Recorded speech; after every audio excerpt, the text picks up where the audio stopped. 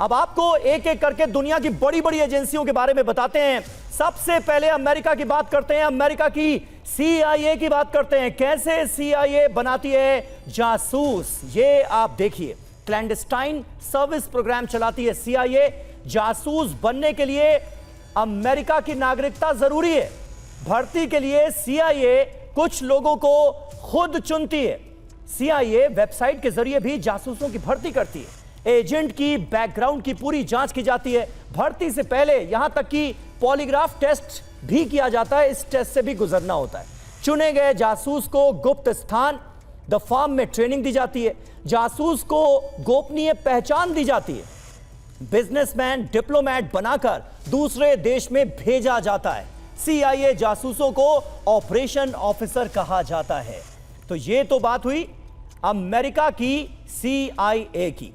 और इसी तरह इजराइल की मोसाद के बारे में भी हम आपको आगे जानकारी देंगे। तो CIA अमेरिका की जो खुफिया एजेंसी है वो कैसे काम करती है, कितने पुख्ता तरीके से काम किया जाता है, ये हमने आपको बताया। दीपक बोरा सर, किस तरह से आप देखते हैं? आप कुछ ऐड भी करना चाह रहे थे, वो भी कीजिएगा।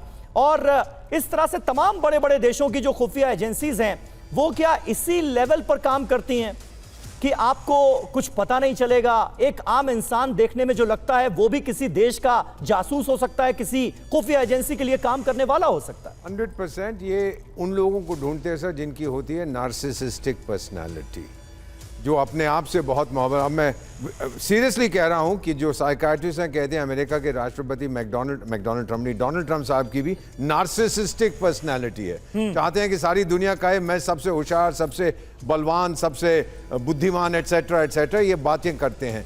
तो नार्सिसिस्टिक पर्सनालिटी को जरूरत होती है एडुलेशन। आप एडमायर करिए, आप बोलिए मैं कितना अच्छा या कितनी अच्छी हूं, आप मेरी सराहना करिए, मेरी तारीफ करिए।